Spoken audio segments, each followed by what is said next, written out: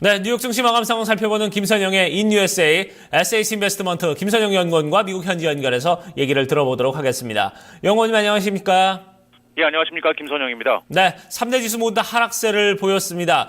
달러화 가치가 상당히 좀 상승하면서 유가도 하락을 했고 이런 부분이 좀 영향을 미친 것 같습니다. 어떻습니까? 예, 그렇습니다. 오늘 뉴욕 증시 3대 지수 모두 1.7% 안팎의 큰 폭의 하락세를 보였습니다.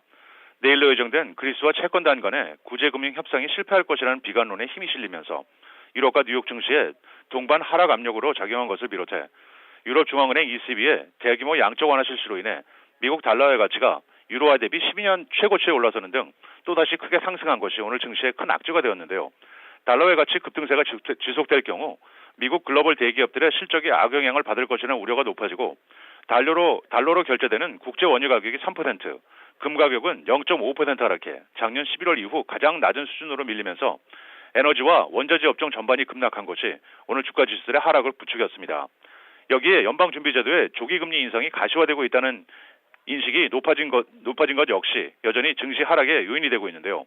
노동부에 따르면 지난 1월 미국의 구인 건수가 14년 만에 가장 높은 499만 8천 건을 기록해 고용시장이 빠른 회복을 하고 있음을 보여주고 있습니다. 업종별로는 유틸리티와 바이오 업종이 소폭 상승했던 반면 에너지를 비롯해 건설, 소매, 금융, IT, 제약 등 대부분이 하락했으며 증시의 공포지수인 빅스는 11%가 급등해 불안한 투자 심리를 보여줬으며 마지막으로 오늘 10년 만기 국채금리는 어제보다 하락한 2.126%의 거래를 마쳤습니다. 네, 자 증시 이슈와 좀 특징 종목들도 좀 살펴보도록 하겠습니다. 자, 신용평가사 피치가 우리나라 금융권에 대해서 좀 상당히 긍정적인 평가를 내리고 있다고요? 예, 그렇습니다. 신용평가사 피치가 한국 금융권에 대해 긍정적인 진단을 내보내고 있습니다. 피치는 보고서를 통해 글로벌 위기 이후 한국에서 은행권에 대한 규제 강도가 눈에 띄게 강화됐으며 이로 인해 은행권 제도가 선진국 수준으로 정비됐다고 평가하면서 국제적인 건정성 기준인 바젤3를 충족시킬 수 있을 것이라고 확신한다고 강조하고 있습니다. 하지만 한국은행권은 여전히 선진국보다는 정부 정책에 더 큰 영향을 받고 있다면서 잠재적으로 은행권이 정부와 마찰을 빚을 가능성도 있다고 덧붙이고 있습니다. 오늘 특징 종목들입니다. 통신 반도체 업체 퀄컴은 자사주 매입 규모를 150억 달러까지 늘리고 주주 분기 배당을 기존의 42에서 48센트로 인상한다는 계획을 발표했음에도 불구하고 주가는 1%의 약세를 보였습니다. 증권사 UBS가 투자 의견을 기존의 중립에서 매수로 높였다는 소식에도 불구하고 미 최대의 PC 업체 휴렛패커드가 0.8% 하락했으며 내일 폐장 후 S&P 500 지수에 편입된다는 소식으로 IT 업체 스카이웍스 솔루션이 1% 하락했는데요. 스카이웍스는 이번에 사모펀드에 매각되는 패스마트를 대체하게 됩니다.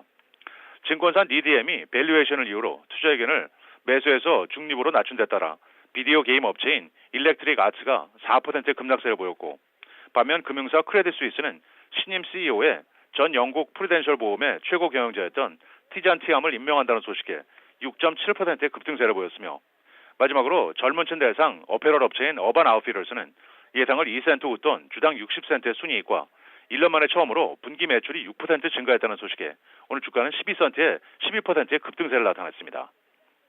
자, 이렇게 뉴욕 증시 흐름은 뭐 좋지 않습니다만 오히려 좀 경제 지표들은 생각보다 잘 나오고 있습니다. 지금 1월에 도매 재고가 발표가 됐는데 예상 밖으로 상당히 좀 좋은 수치가 나왔다고요? 예, 그렇습니다. 지난 1월 미국의 도매 재고가 예상 밖의 증가세를 보였습니다.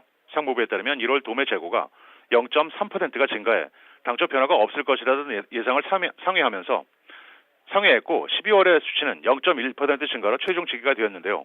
부분별로는 1월 중 도매 판매가 3.1%가 감소해 2009년 3월 이후 가장 큰 폭의 감소세를 보인 데 따라 1월 중 재고대 판매율은 1.27개월을 기록하게 돼 지난 2009년 7월 이후 최고치를 나타냈습니다.